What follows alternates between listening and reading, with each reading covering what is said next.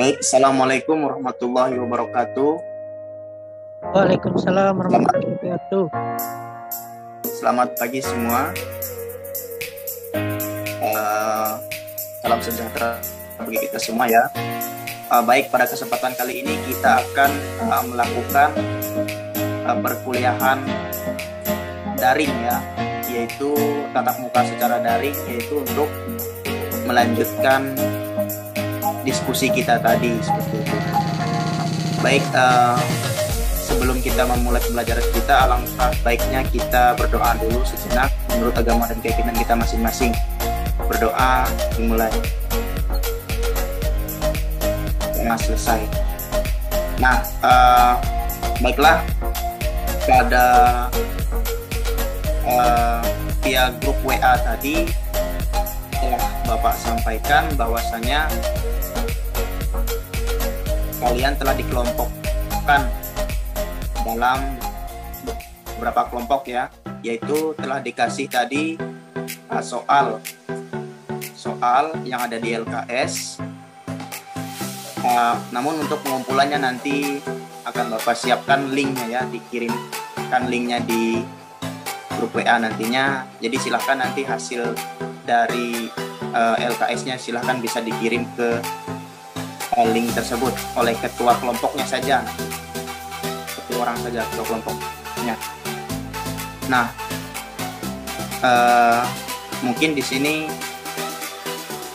bakal lebih menjelaskan lagi, yaitu tujuan pembelajaran kita pada materi kali ini, yaitu untuk menentukan bagaimana cara menentukan order reaksi dan cara menentukan ketetapan laju reaksi.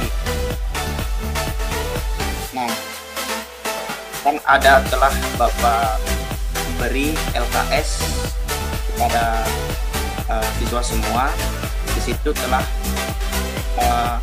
dijelaskan ya secara sekilas tentang order reaksi dan juga penetapan laju reaksi ini. Mungkin di sini nantinya terlebih dahulu Bapak berikan lagi sedikit materi ya sebagai penguatan bagi siswa-siswa semua.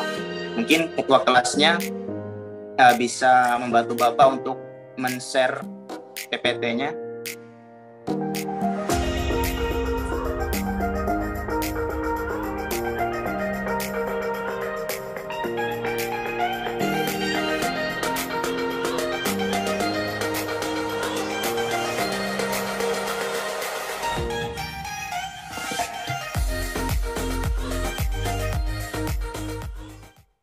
Bagaimana untuk ketua kelasnya? Oke, masih loading ya. Ya, di halaman pertama, yaitu kita di sini membahas tentang persamaan laju reaksi. Nah, persamaan laju reaksi itu apa sih? Nah, persamaan laju reaksi itu yaitu hubungan kuantitatif antara konsentrasi reaksi dengan laju reaksi yang dinyatakan dalam suatu persamaan laju reaksi. Nah, jadi suatu laju reaksi itu ada persamaannya seperti itu, yaitu hubungan kuantitatif antara konsentrasinya, molaritasnya, reaktannya dengan laju reaksinya. Seperti apa persamaan laju reaksi itu? Kita lihat di slide berikutnya. Next. Nah, misal di sini kita ada suatu reaksi, di situ ada reaksi A plus B menjadi C plus D dengan M, N, P dan Q itu masing-masing adalah koefisien dari unsur dari A, B, C dan D tersebut. Nah, Bapak ingin tanya di sini, yang mana dari reaksi ini yang merupakan reaktan? Di sebelah mana yang merupakan reaktan? Ayo, siapa yang bisa jawab? Di sebelah kiri, Pak. Iya, betul sekali ya. Jadi reaktan itu ialah A dan B ya, yang di sebelah kiri dari tanda panah tersebut. Sedangkan di sebelah kanan dari tanda panah tersebut merupakan produk, yaitu C dan D itu merupakan produk. Nah, reaksi ini ketika kita tulis persamaan lajunya, yaitu bisa kita tulis seperti yang di bawah itu. P itu merupakan laju reaksi, seperti itu. Laju reaksi, P itu kan kecepatan ya, velocity. Jadi dia lambangnya di situ merupakan lambang dari laju reaksi. Walaupun biasanya di buku-buku juga banyak yang menggunakan R ya, tetapi di sini lebih umumnya itu lebih mudah mengingatnya itu adalah P ya. P itu velocity, yaitu laju atau kecepatan reaksi. Nah, sama dengan K. Nah, K kecil di sini merupakan tetapan dari laju reaksi. Biasanya tetapan ini bisa disebutkan dalam soal dan juga bisa juga ditanyakan tergantung dengan soalnya, yaitu apabila sudah ada reaksi awalnya ataupun diketahui order reaksinya, maka nanti ditanyakan tetapan laju reaksinya. Tetapi kalau belum diketahui ordernya, maka tetapan lajunya sudah ditetapkan seperti itu. Kemudian P sama dengan K dikali konsentrasi A dipangkatkan dengan koefisiennya di situ X ya, di situ X. Nah, X di sini merupakan sebenarnya ini M ya, M sebenarnya ini M itu merupakan koefisien ataupun orde dari orde dari reaktan A tersebut seperti itu. Kemudian dikali dengan konsentrasi B. Nah, konsentrasi B ini yaitu di reaktan B, unsur di B itu dipangkat dengan N sebenarnya sini, bukan Y ya. Sebenarnya itu salah saja itu, salah ketik saja. Sebenarnya itu V sama dengan K dikali konsentrasi A dipangkatkan M dikali konsentrasi B dipangkatkan N kecil seperti itu. Nah, jadi secara sederhana persamaan laju reaksi itu seperti itu dengan keterangannya tadi. Next.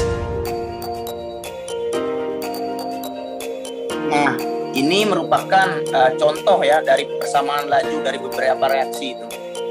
Di situ yang pertama itu ada laju reaksi, tetapan laju reaksi dari N2O5 ya, seperti itu di situ.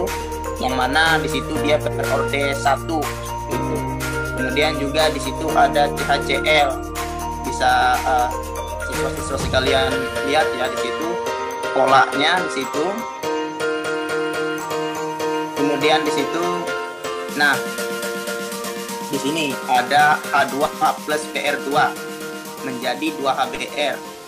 Nah, di sini tetapan lajunya sama dengan laju reaksinya sama dengan K dikali konsentrasi H2 dikali konsentrasi Br2 dipangkatkan setengah seperti itu. Kemudian dibagi Br2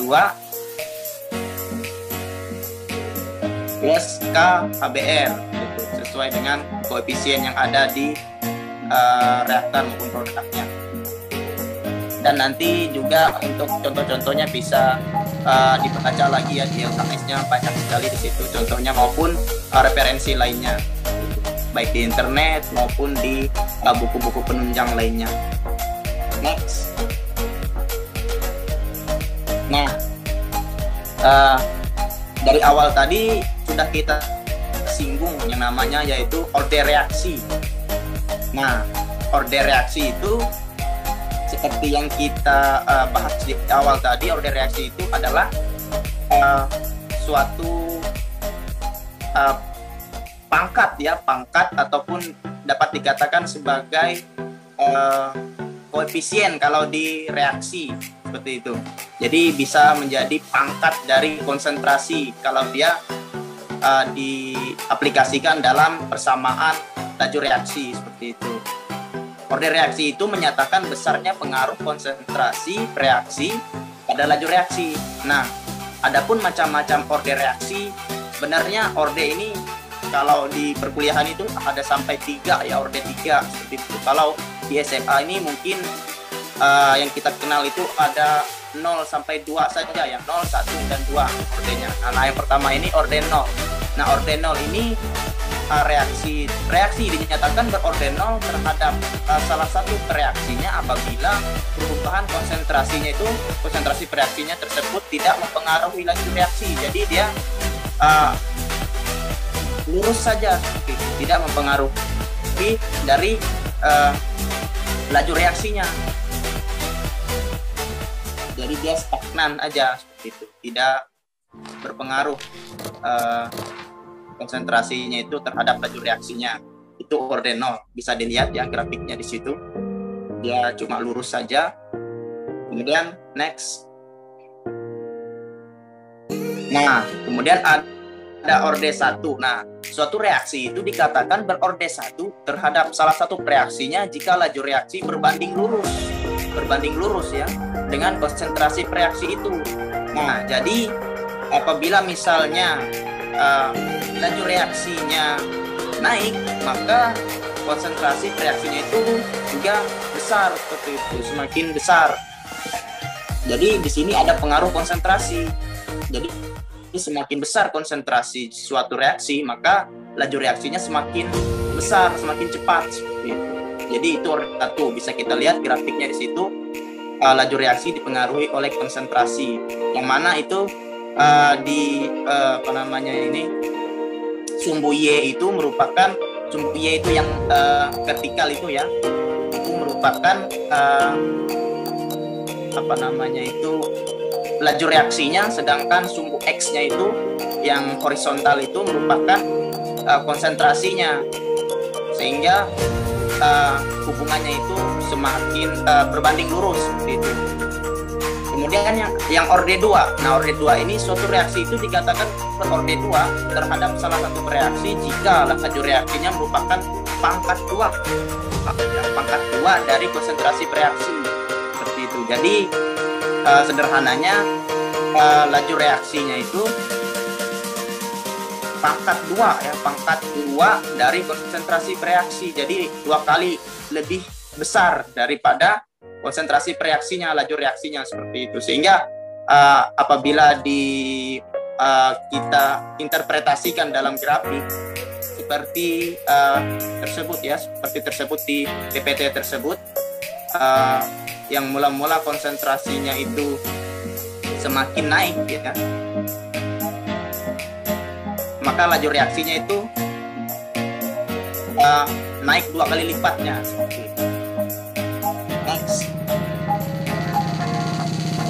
Nah, di sini ada contoh soal ya, ini salah satu contoh soal saja. Nah, di sini mungkin nanti bisa siswa-siswa sekalian cari lagi ya referensi yang agak banyak lagi tentang contoh-contoh soal. Di sini contoh-contoh soal ini sengaja Bapak muat di sini agar nanti PPT ini juga nanti di-share ya ke siswa-siswa sekalian untuk dibaca, untuk melihat pola bagaimana cara menentukan orde reaksi berdasarkan cara yang tertuang dalam PPT ini seperti itu. Nah, ini datanya, nanti contoh soalnya, kemudian di halaman berikutnya next.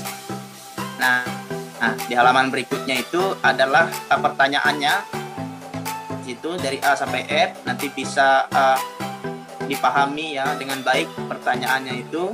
Next. Nah, ini adalah jawaban dari soal tadi, soal di slide sebelumnya tadi. Ini merupakan jawaban dari A sampai F tadi. Jadi nanti siswa-siswa sekalian bisa melihat pola ya, pola dari cara mengerjakan soal tersebut. Mungkin di sini sedikit Bapak jelaskan tentang cara menentukan orde reaksi ya. Nah, tadi kan di data itu bisa kembali ke data tadi, halaman data tadi yang ada tabelnya soalnya ya, sini. Nah, apabila misalnya di soalnya dikatakan tentukan orde reaksi terhadap NO seperti itu, orde reaksi NO. Nah, Jadi cara untuk mencari order reaksi dari NO ini adalah caranya singkatnya yaitu kita melihat data yang sama pada konsentrasi reaktan lainnya, yaitu yang mana yang lainnya yaitu H2 ya. Yang mana yang datanya sama di situ angkanya punya H2 yaitu 2,2 ya, di situ 2,2 10/3 di situ sama. Jadi nanti letaknya itu sama. Jadi nanti yang mana yang lurus ya, maksudnya itu data percobaan 1 punya si H2 ini kan 2,2 dan yang keduanya adalah 2,2 juga. Jadi yang dipakai ini adalah data percobaan 1 milik NO dan dibagi dengan data percobaan konsentrasi dari kedua dari NO. Nanti kita pangkatkan dengan X tadi sebagai order reaksinya. X ini yang kita cari nantinya. Jadi berbanding lurus sama dengan itu laju reaksi pertama yaitu 2,6 kali 10⁻⁵ itu dibagi 1 kali 10⁻⁴ itu nanti akan ketemu X-nya. Jadi nanti ini sedikit penjelasan saja ya. Mungkin nanti kalian juga akan paham dengan mengikuti pola yang ada di PPT maupun LKS nantinya yang telah disediakan soal-soal di sana. Ya. Next.